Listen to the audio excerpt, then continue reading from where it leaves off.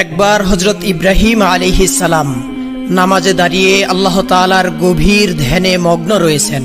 এমন সময় তার মন ছুটে গেল আজ থেকে বহুদিন পূর্বে সেই সুদূর মক্কার মরুবিয়াবনে নির্বাসন দেওয়া তার প্রাণপ্রিয় স্ত্রী হাজেরা ও কলিজার ধন সন্তান ইসমাইলের দিকে। তিনি নামাজে থাকা অবস্থাতেই চিন্তা করতে লাগলেন, হাই, আজ কতদিন হলো প্রাণের প্রিয় সন্তান ইসমাইলকে দেখি না। সেই কবে তাকে নির্বাসন দিয়ে এসেছি। সন্তানের প্রতি দয়ায় তার হৃদয় উঠলে উঠল। হযরত ইব্রাহিম আলাইহিস সালামের এই অবস্থা দেখে রব্বুল আলামিনের ফেরেশতারা বলতে লাগলো, হাই হাই, আমরা তো জানতাম ইব্রাহিম আল্লাহর খলিল, কিন্তু এ কেমন আল্লাহর বন্ধু যে নামাজে দাঁড়িয়ে আল্লাহর পরিবর্তে নিজের সন্তানের কথা স্মরণ করছে। ফেরেশতাদের মধ্যকার এই আলোচনা শুনে রব্বুল আলামিন বললেন, ওহে ফেরেশতারা, আমার খলিলের অন্তরে আমার প্রতি ভালোবাসার বিন্দুমাত্র ঘাটতি হয়নি। তোমরা যেহেতু এই আলোচনা করেই ফেলেছ, তবে দাঁড়াও, আমি তোমাদেরকে এর প্রমাণ দেখিয়ে দিচ্ছি। এরপর এক রাতে গভীর নিশীথে শুয়ে রয়েছেন জাতির পিতা হযরত ইব্রাহিম আলাইহিস সালাম। এমন সময় রব্বুল আলামিন তাকে স্বপ্নে নির্দেশ দিলেন, ওহে ইব্রাহিম, তুমি তোমার সবচাইতে প্রিয় বস্তুকে কুরবানি করো। এই স্বপ্ন দেখে পরদিন হযরত ইব্রাহিম আলাইহিস সালাম আল্লাহর রাজি খুশি ও সন্তুষ্টি অর্জনের জন্য তার রাহে 100 উট কুরবানি করে দিলেন। পরদিন আবার তিনি একই স্বপ্ন দেখলেন। রব্বুল আলামিন তাকে বলছেন, ইব্রাহিম, তুমি তোমার সবচাইতে প্রিয় বস্তুকে কুরবানি করো। পরদিন আবারও হযরত ইব্রাহিম আলাইহিস সালাম আল্লাহর রাহে 100 উট কুরবানি করে দিলেন। 2 দিনে 200 উট কুরবানি করার পরে তৃতীয় রাতে তিনি আবার শুয়ে রয়েছেন। আবার ভেসে এলো সেই দৈববাণী। কে যেন তাকে বলছে, হে ইব্রাহিম, তুমি তোমার সবচাইতে প্রিয় বস্তুকে কুরবানি করো। এরপর তৃতীয় দিন সকালে তিনি ভাবতে লাগলেন, পরপর 2 দিন একই স্বপ্ন দেখলাম, এরপর 2 দিন 200 উট কুরবানি করলাম, তবে কি আল্লাহ রাব্বুল আলামিন আমার এই কুরবানি কবুল করেননি? আল্লাহ তাআলা তবে আমার কাছ থেকে কি চাচ্ছেন? তবে কি তিনি আমার কাছ থেকে অন্য কিছু চাচ্ছেন? কি সেই বস্তু? গভীরভাবে তিনি স্বপ্নের বাক্যগুলির দিকে ধ্যান করলেন। এরপর বুঝতে পারলেন আল্লাহ রাব্বুল আলামিন তাকে বলেছেন, হে ইব্রাহিম, তুমি তোমার সবচাইতে প্রিয় বস্তুকে কুরবানি করো। আর এই পৃথিবীতে আমার সবচাইতে প্রিয় বস্তু হলো আমার একমাত্র সন্তান ইসমাইল। তিনি সাথে সাথে বলে উঠলেন, ইন্না সলাতি ওয়া নুসুকি ওয়া মাহইয়ায়া ওয়া মামাতি লিল্লাহি রাব্বিল আলামিন। নিশ্চয় আমার নামাজ, আমার কুরবানি, আমার জীবন, আমার মরণ সবকিছুই বিশ্বজাহানের প্রতিপালক একমাত্র রব্বুল আলামিনের জন্য। আল্লাহ তাআলা যদি ইসমাইলকেই তার রাহে কুরবানি করার নির্দেশ দিয়ে থাকেন, তবে এই নির্দেশ পালনে আমি বিন্দুমাত্র পিছপা হব না। অন্তরে এই ইস্পাত কঠিন সুদৃঢ় সিদ্ধান্ত নিয়ে জাতির পিতা সিরিয়া হতে রওনা করলেন মক্কার সুদূর মরুবিয়াবনের পথে। দীর্ঘ 9টি বছর আগে তাদেরকে তিনি এই স্থানে নির্বাসন দিয়ে এসেছিলেন। আজ দীর্ঘ 9টি বছর পর পিতা হয়ে আবার যখন তিনি সন্তানের কাছে ফিরে যাচ্ছেন, তখন তার অন্তরে রয়েছে, আমি আমার সন্তানটিকে আল্লাহর রাজি খুশি ও সন্তুষ্টির জন্য তার রাহে কুরবানি করব। কি এক কঠিন পরীক্ষা আমাদের জাতির পিতার জন্য, আর তার অন্তরে কি সীমাহীন আল্লাহ ভক্তি না বিদ্যমান। দীর্ঘ পথ পাড়ি দিয়ে তিনি পৌঁছালেন মক্কার আবে জমজমের কাছে, নির্বাসিত স্ত্রী ও পুত্রের নিকটে। পিতা ইব্রাহিম আলাইহিস সালাম ফুটফুটে চেহারার উজ্জ্বল বালক ইসমাইলকে বুকের সাথে জড়িয়ে ধরলেন, তাকে অনেক আদর করলেন এবং চুমুতে চুমুতে ভাসিয়ে দিলেন তার 2 গাল। এরপর দরদ মাখা কণ্ঠে তাকে বললেন, বেটা ইসমাইল, সুন্দর করে গোসল করে উত্তম পোশাক পরে সেজে নাও, আমি তোমাকে একটি জায়গায় দাওয়াত খেতে নিয়ে যাব। দীর্ঘদিন পর পিতার সঙ্গে সাক্ষাৎ, এরপরে তার সঙ্গে দাওয়াত খেতে যাওয়ার প্রস্তাব। কিশোর ইসমাইলের মন যেন আনন্দে নেচে উঠল। তিনি তার আম্মি হযরত হাজেরার কাছে গিয়ে বললেন, আম্মি, জলদি আমাকে গোসল করে সাজিয়ে দাও, আব্বাজান আমাকে নিয়ে একটি স্থানে দাওয়াত খেতে যাবেন, আমার যে আর তর সইছে না। বিবি হাজেরা হযরত ইসমাইল আলাইহিস সালামের মুখ থেকে এই কথা শ্রবণ করে ইব্রাহিম আলাইহিস সালামের কাছে গিয়ে বললেন, ওহে প্রাণের স্বামী, আমি শুনলাম আপনি নাকি ইসমাইলকে নিয়ে দাওয়াতে যাবেন। ইব্রাহিম আলাইহিস সালাম বললেন, ওগো হাজেরা, তুমি ঠিকই শুনেছ, ইসমাইলকে উত্তম রূপে গোসল করিয়ে সুন্দর পোশাকে সাজিয়ে দাও, আমি তাকে নিয়ে এক স্থানে দাওয়াত খেতে যাব। এরপর বিবি হাজেরা প্রিয় পুত্রকে সুন্দর করে গোসল করিয়ে উত্তম পোশাকে মনের মতো করে সজ্জিত করলেন, তার চুল আঁচড়ে দিলেন, মাথায় তেল লাগিয়ে দিলেন। অতঃপর প্রিয় পুত্রকে স্বামীর হাতে সমর্পণ করে বললেন, প্রিয় স্বামী, ওর এই বয়স পর্যন্ত আমি ওকে আমার চোখের আড়াল করিনি, কারো সাথে ওকে কোথাও পাঠাইনি। ওর জীবনে এই প্রথম বাইরে যাত্রা। আজই আমি তাকে আপনার সঙ্গে বাইরে পাঠাচ্ছি। আপনি ওকে আপনার কাছে ও চোখে চোখে রাখবেন। মনে রাখবেন, আপনি ওকে নিয়ে ফিরে না আসা পর্যন্ত আমার মন ও প্রাণ উদ্বিগ্ন থাকবে। আমি পথের দিকে চেয়েই সময় কাটাবো। আমার হয়তোবা খাওয়া দাওয়াও হবে না। হযরত ইব্রাহিম আলাইহিস সালাম বিবি হাজেরার এই কথা শুনে বুঝতে পারলেন মাতৃ অন্তরে তার সন্তানের প্রতি ভালোবাসার এক গভীর সমুদ্র বিদ্যমান। তার হৃদয়ে এই কথাগুলি বজ্রের মতো আঘাত করলেও আল্লাহর মহব্বতের তুফান দিয়ে তিনি তা চেপে রাখলেন।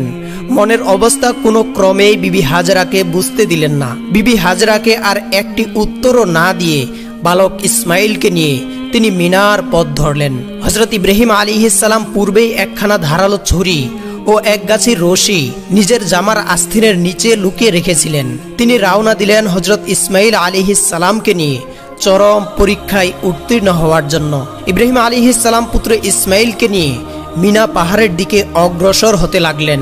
আর অন্যদিকে পাপাত্তা ইবলিস, মানব জাতির চিরশত্রু, সে দেখল যে হযরত ইব্রাহিম আলাইহিস সালাম ইমানের চরম পরীক্ষায় সাফল্যের দ্বার প্রান্তে পৌঁছে যাচ্ছেন। এটা দেখে সে হিংসায় জ্বলে পুড়ে মরতে লাগলো। আল্লাহ পাকের একটি নির্দেশ অমান্য করে আমি অভিশপ্ত চির জাহান্নামী হলাম যেই আদম জাতির কারণে। সেই আদমের অধস্তন পুরুষ ইব্রাহিম এত বড় কঠিন পরীক্ষায় উত্তীর্ণ হয়ে নবুয়তি টিকিয়ে রাখবে আর পিতা এবং পুত্র একসাথে বেহেশতে যাবে, সেটা তো হতে দেওয়া যায় না। তাই পাপাত্তা ইবলিস সংকল্প গ্রহণ করলো, যে করেই হোক তাদেরকে এই পথ থেকে ফিরিয়ে দিতে হবে। সে চিন্তা করলো, আসল ঘটনা বিবি হাজেরা ও শিশু ইসমাইলকে জানিয়ে দিতে পারলেই কেল্লা ফতে। পিতা পুত্র রওনা হওয়ার সাথে সাথেই পাপাত্তা ইবলিস বিবি হাজেরার কাছে উপস্থিত হলো। সে একজন ভালো মানুষের ছদ্মবেশে উপস্থিত হয়ে বলল, ওহে বিবি হাজেরা, তোমার নয়নমণি ইসমাইলকে তোমার স্বামী কোথায় নিয়ে যাচ্ছেন, তার কি কোনো খবর রাখো? বিবি হাজেরা স্বাভাবিকভাবেই উত্তর দিলেন, কেন? তিনি তো তাকে দাওয়াত খেতে নিয়ে গেছেন। ইবলিস বলল, নারী জাতি অত্যন্ত সহজ সরল এবং বোকা প্রকৃতির, কোনো ব্যাপারে গভীরভাবে তলিয়ে দেখে না। কেউ তাকে কোনো মিথ্যা বা প্রতারণামূলক কথা বলে খুব সহজেই ধোঁকা দিতে পারে। মূলত এটা তাদের সৃষ্টিগত বৈশিষ্ট্য, এটা তোমার কোনো দোষ নয়। বিবি হাজেরা বললেন, কেন, কি হয়েছে? যা বলতে চান স্পষ্টভাবে খুলে বলুন তো। পাপাত্তা ইবলিস অত্যন্ত দয়াদ্র কণ্ঠে বললেন, কথাটা শুনে আপনি হয়তো স্থির থাকতে পারবেন না, তাই বলতে সংকোচ বোধ করছি। বিবি হাজেরা বললেন, আপনি বলুন তো কি বলতে চাচ্ছেন। ইবলিস বলল, তোমার স্বামী তো তোমার পুত্রকে জবেহ করতে নিয়ে গেছেন। বিবি হাজেরা ইবলিসের কথা শুনে বিরক্ত হয়ে বললেন, কে তুমি? কি তোমার পরিচয়? তুমি আমার স্বামীর বিরুদ্ধে এই সকল কথা কি উদ্দেশ্যে বলতে এসেছো শুনি? পিতাকে কোনোদিন নিজ পুত্রকে জবেহ করতে পারেন এমন অসম্ভব কথা বলে তুমি প্রতারণা করতে এসেছো। আমি বুঝতে পেরেছি তুমি মানুষ নও, তুমি মানুষ্যরূপী ইবলিস। এই মুহূর্তে তুমি এখান থেকে দূর হয়ে যাও। ইবলিস বলল, হাজেরা, তোমার এত তেজের কথা আগামীকাল কোথায় থাকবে তা দেখা যাবে। যখন নিজেই দেখতে পাবে এবং বুঝতে পারবে যে তোমার স্বামী তোমার পুত্রকে জবেহ করে দিয়েছে, তখন তুমি জানবে আমি তোমাকে সত্য সংবাদ দিতে এসেছিলাম নাকি ধোঁকা দিতে এসেছিলাম। তুমি যে বলছো পিতা হয়ে কেউ কি নিজের পুত্রকে জবেহ করে, কথাটা অবশ্য সত্য, এজন্যই তোমাকে আসল ঘটনাটি খুলে বলতে হয়। বিবি হাজেরা বললেন, আবার আসল ঘটনা কি? ইবলিস বলল, আল্লাহ তাআলা তোমার স্বামীকে নির্দেশ দিয়েছেন তিনি যেন তোমার পুত্র ইসমাইলকে তার রাস্তায় কুরবানি করেন। আর আল্লাহ তাআলার নির্দেশ পালন করার জন্যই তোমার স্বামী ইসমাইলকে নিয়ে গেছেন মিনার পাহাড়ে কুরবানি করার জন্য। ইবলিসের মুখে এই কথা শুনে বিবি হাজেরার ভাবান্তর হওয়ার কথা ছিল, কিন্তু নবী পত্নী দৃঢ় ঈমানের বলে বলিয়ান হয়ে বললেন, তোমার কথা যদি সত্য হয় তাহলে তো এটা আনন্দের কথা। আল্লাহ রাব্বুল আলামিন তার এতগুলি বান্দার মধ্য থেকে আমার পুত্র ইসমাইলকেই যে তার পথে কুরবানি করার জন্য কবুল করেছেন, এর চাইতে সৌভাগ্যের বিষয় আর কি হতে পারে? শুধু এক ইসমাইল নয়, আল্লাহ তাআলা যদি আমাকে লক্ষ লক্ষ সন্তান দান করতেন তাহলে আমি তাদের সকলকেই আল্লাহর রাস্তায় কুরবানি করতে পিছপা হতাম না। তুমি দূর হয়ে যাও। আউযু বিল্লাহি মিনাশ শাইতানির রাজিম। একমাত্র সন্তানের মায়ের মুখে এই কথা শুনে ইবলিস ব্যর্থ হয়ে অন্য পথ অবলম্বন করলো। পাপাত্তা ইবলিস বিবি হাজেরাকে ধোঁকা দিতে ব্যর্থ হয়ে সে হযরত ইসমাইল আলাইহিস সালামকে ধোঁকা দেওয়ার জন্য সেদিকে ছুটল। হযরত ইসমাইল আলাইহিস সালাম পিতার পিছনে পিছনেই হাঁটছিলেন। ইবলিস তাকে হাতের ইশারা দিয়ে আরো একটু পিছনে রাখলেন। হযরত ইব্রাহিম আলাইহিস সালাম নিজ গতিতে সামনের দিকে এগিয়ে চলছেন। এই সুযোগে ইবলিস বলল, আরে বোকা ছেলে, তুমি তোমার পিতার সাথে কোথায় যাচ্ছ তা কি জানো? ইসমাইল আলাইহিস সালাম বললেন, কেন? জিয়াফত খেতে যাচ্ছি। ইবলিস বলল, তোমার পিতা তোমাকে প্রতারণা করে তোমাকে নিয়ে চলছেন হত্যার উদ্দেশ্যে। হযরত ইসমাইল আলাইহিস সালাম বলল, আমার পিতা কেন আমার সঙ্গে প্রতারণা করবেন? আমি তো তার একমাত্র সন্তান, আর পিতা কি তার একমাত্র সন্তানকে বিনা কারণে জবেহ করতে পারেন? তুমি মিথ্যাবাদী, দূর হও এখান থেকে। ইবলিস উত্তরে বলল, পিতা কি পুত্রকে এমনিতেই জবেহ করে? আল্লাহ তাআলা তোমার পিতাকে নির্দেশ দিয়েছেন তিনি যেন তোমাকে জবেহ করেন। সে কারণেই তোমার পিতা তোমাকে জবেহ করার জন্য মিনার পাহাড়ে নিয়ে যাচ্ছে। আমার কথা যদি তোমার বিশ্বাস না হয় তাহলে গিয়ে দেখো, তোমার পিতার আস্তিনের নিচে একখানা ধারালো ছুরি আর পকেটে তোমার হাত পা বাঁধার জন্য রশি রয়েছে। এখনো সময় আছে, যদি প্রাণ বাঁচাতে চাও তাহলে পালিয়ে যাও। হযরত ইসমাইল আলাইহিস সালাম ইবলিসের কথা শুনে বললেন, আল্লাহর রাস্তায় কুরবানি হওয়া তো অত্যন্ত সৌভাগ্যের ব্যাপার। আল্লাহ রাব্বুল আলামিন তার অসংখ্য বান্দার মধ্যে আমাকেই যে তার পথে কুরবানির জন্য কবুল করেছেন, এর চাইতে আনন্দ ও সৌভাগ্যের বিষয় আমার জন্য আর কি হতে পারে? রব্বুল আলামিন যদি আমাকে লক্ষ লক্ষ জীবন দান করতেন তাহলে সেই লক্ষ লক্ষ জীবনকেও আমি তার পথে কুরবান করতে পিছপা হতাম না। আমি জানি তুমি মরদুদ শয়তান ইবলিস, এখনই এখান থেকে দূর হয়ে যাও। এই বলে হযরত ইসমাইল আলাইহিস সালাম ইবলিসের দিকে পাথর নিক্ষেপ করলেন এবং তাকে সেখান থেকে তাড়িয়ে দিলেন। হযরত ইব্রাহিম আলাইহিস সালাম পুত্র ইসমাইলকে নিয়ে মিনার প্রান্তরে পৌঁছালেন। তাফসিরে রুহুল মাআনিতে রয়েছে, ইসমাইল আলাইহিস সালামকে জবেহ করার পূর্বে ইব্রাহিম আলাইহিস সালাম তার সঙ্গে পরামর্শ করে নিতে চাইলেন। আল কুরআনুল কারীমের ভাষায় হযরত ইব্রাহিম আলাইহিস সালাম পুত্র ইসমাইলকে বললেন, ইয়া বুনাইয়া ইন্নী আরা ফিল মানামি আন্নী আযবাহুকা ফানজুর মাযা তারা। হে বৎস, আমি স্বপ্নে দেখেছি আমি তোমাকে জবেহ করছি, এখন তোমার অভিমত কি? হযরত ইসমাইল আলাইহিস সালাম বললেন, ইয়া আবাতি ফাআল মা তু'মার সাতাজিদুনি ইনশাআল্লাহু মিনাস সাবিরিন। হে পিতা, আপনি যা আদিষ্ট হয়েছেন তাই করুন, ইনশাআল্লাহ আপনি আমাকে ধৈর্যশীলদের মধ্যে অন্তর্ভুক্ত পাবেন। হযরত ইসমাইল আলাইহিস সালামের এই জবাবে ইব্রাহিম আলাইহিস সালাম অত্যন্ত খুশি হলেন। ইসমাইল আলাইহিস সালাম তখন হযরত ইব্রাহিম আলাইহিস সালামকে বললেন, আব্বাজান, আমাকে জবেহ করার পূর্বে আপনার কাছে আমার 3টি অনুরোধ রয়েছে, দয়া করে সেগুলি রক্ষা করবেন। ইব্রাহিম আলাইহিস সালাম বললেন, বৎস, তুমি যা বলবে আমি যথাসাধ্য রক্ষা করার চেষ্টা করব। ইসমাইল আলাইহিস সালাম বললেন, প্রথমত আমার হাত পা ভালোভাবে বেঁধে নিন। আমি দেখেছি জবেহ করার সময় জন্তুরা হাত পা ছোড়াছুরি করে, আমিও যদি সেরকম হাত পা ছোড়াছুরি করি আর সেই হাত পা গুলি যদি আপনার গায়ে লাগে তাহলে এটা আমার জন্য বিয়াদবি হবে, আর আমি চাই না মৃত্যুর পূর্বে আপনার সঙ্গে বিয়াদবি করে ইন্তেকাল করতে।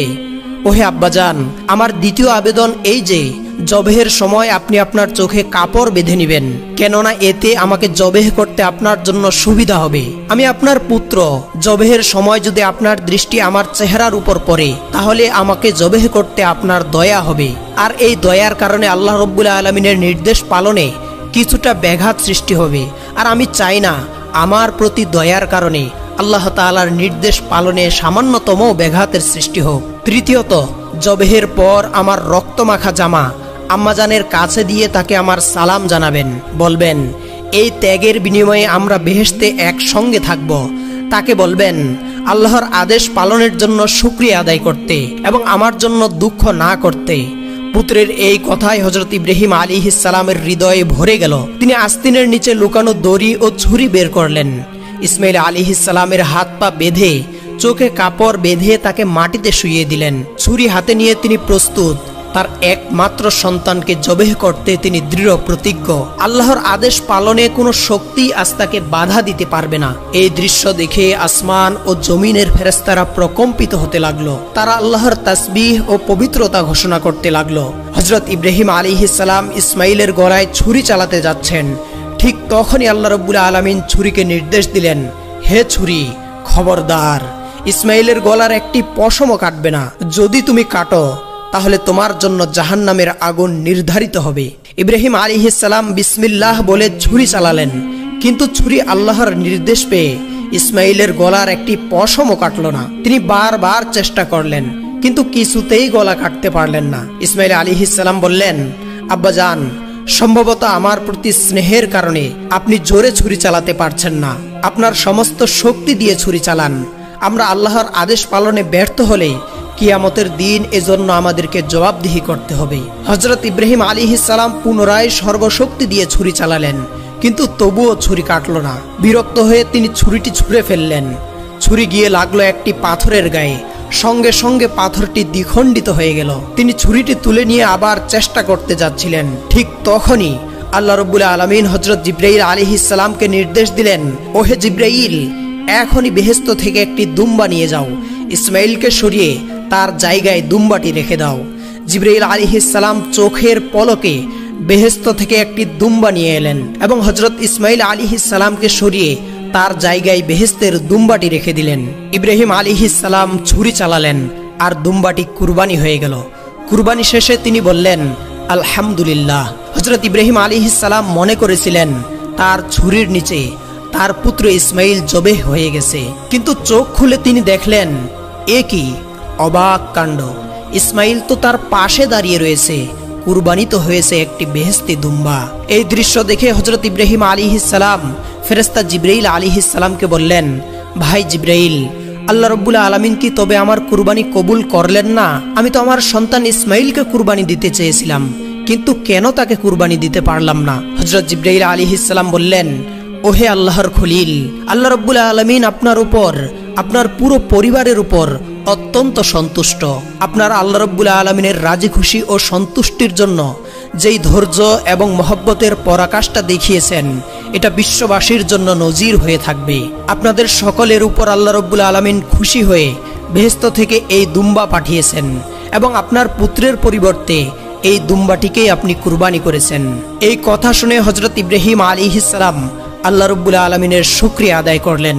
আর এভাবেই রব্বুল আলামিন তার ফেরেশতাদেরকে দেখিয়ে দিলেন তার খলিলের অন্তরে আল্লাহ রাব্বুল আলামিনের মহব্বতের বিন্দু মাত্র ঘাটতি আসেনি। প্রিয় শ্রোতা, এটিই ছিল হযরত ইব্রাহিম আলাইহিস সালাম ও হযরত ইসমাইল আলাইহিস সালামের ত্যাগের অমর কাহিনী। আল্লাহ তাআলা আমাদেরকেও এই ত্যাগ, তিতিক্ষা ও আল্লাহ প্রেম থেকে শিক্ষা গ্রহণ করার তৌফিক দান করুন। আমিন।